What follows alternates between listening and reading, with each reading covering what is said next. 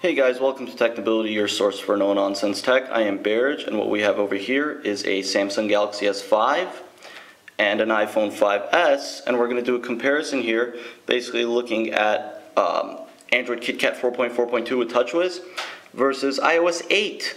So we got iOS 8 Beta 1 right here on the iPhone, which was just recently announced and released for Apple developers. Of course, there's a lot of people downloading it and installing it. There's different ways of doing that. But we're just going to go ahead and do a quick overview of both platforms without delving too deep into each one. Just go through some of the features and some of the additions that they've added with iOS 8, as well as some of the features that are currently available on the Galaxy S5 with TouchWiz on top of KitKat.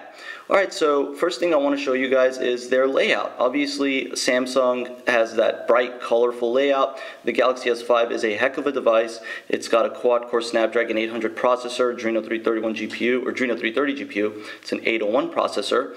It's got basically a ton of different features, including a heart rate monitor and all that good stuff.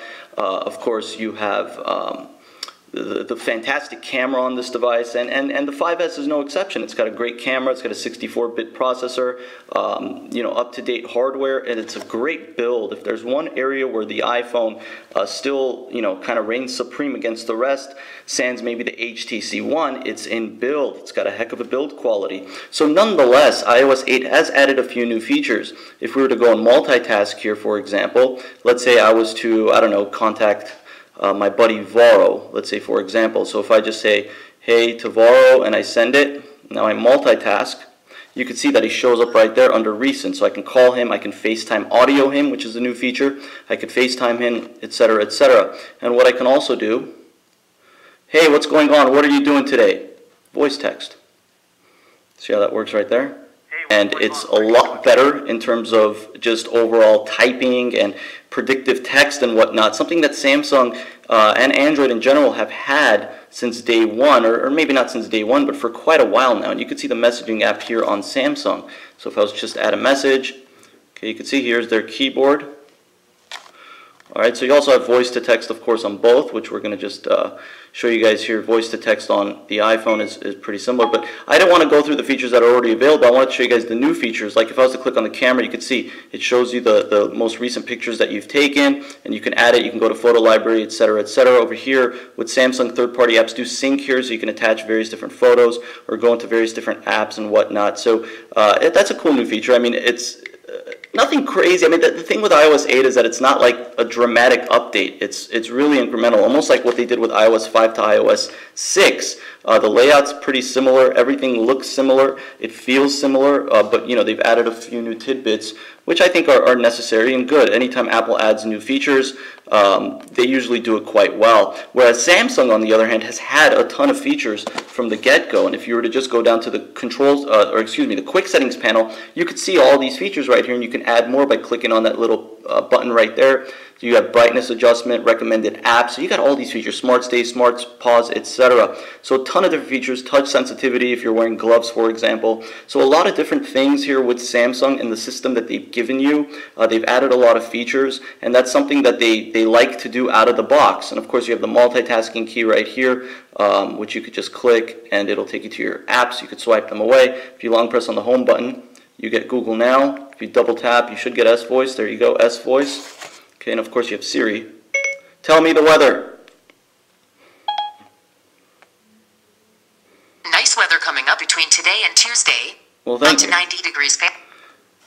So basically, for the most part, these are similar. I mean, they do almost the same thing. It's really, we're at a point now where these phones are so similar in so many ways that it's tough to differentiate them. And you can see with the camera here on the iPhone, they've added time lapse. They've already had slow motion, and the S5 is no exception. You have a ton of different features here. Again, if I was to go to the settings right here, you can see all these different features: picture size, of course, video size, etc. So a ton of features. You have the front-facing camera. You have different modes. Of course, you have filters, and you can just go to your images. By clicking right here, you can go to all your pictures. Same with the iPhone, you can just go to your gallery. You can see how this looks here. If I was to go to my gallery, let's say I was to go to this picture. Of course, I can share it. You can see the thing is a little bit different right now on the bottom, the way that the icons are set up. But you can see now if you get a text, you could reply to text by swiping down. Now if you get a notification, you could just swipe to the right. Okay, you see that? So it just swipes away. Pretty simple, pretty easy. So really it's not much different. Like, they've added the ability to edit, like they've updated the editing options as well. So if I was to edit this picture, for example, let's just click on it here. And it's still a little bit buggy. I mean, it's a beta 1, so it's going to be buggy, and it is. But if I go to recently added and I just go to this picture right here and go to edit, you can see I have that little heart, you could favorite it. So they've upped the editing options here. They've added a few things. They've added a few options, and we covered this in the beta 1 video of a beta 1 review of iOS 8, whereas with Samsung, of course, the Galaxy Note, or excuse me, the Galaxy S5, you could just click on edit, and the editing options are all there. And of course, third-party apps sync with the gallery, so you could just sync in there and kind of edit via third-party apps if you want, which you could do on the iPhone as well, but you have to do it through the app. So you can see all the various different editing options here as well on the Galaxy S5. So both of them present a unique experience. You know, of course, here with the Galaxy S5, if I want to create a folder, I actually have to drag this into that create folder icon, whereas with iOS, obviously, you could just drag it into the app and it'll do it. So now you have health right here, and you have the heart rate monitor here with Samsung. Similar in certain ways, but Apple has added this as a one of their proprietary apps that comes with iOS, and you can see here all of the different features that you get. Of course, with S Health and the heart rate monitor and whatnot, it's also a really good app, and it has a ton of features. And Samsung, again, prides itself on its features. So both definitely do have their pluses and minuses. Now, just looking at both of them, they look similar. The icons, and a lot of people will say, well, Samsung copied them and Samsung took their design cues. And I don't think that's necessarily true. I think Samsung has its own unique design cue. I think iOS, now with iOS 7, has its own unique design cue. Both of them are very minimal.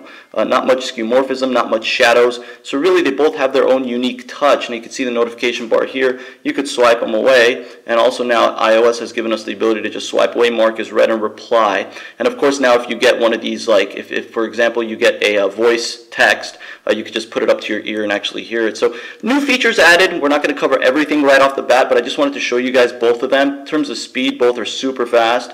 Of course, both are updated in terms of their hardware. So both are super duper fast. No doubt about that. They open apps really quickly.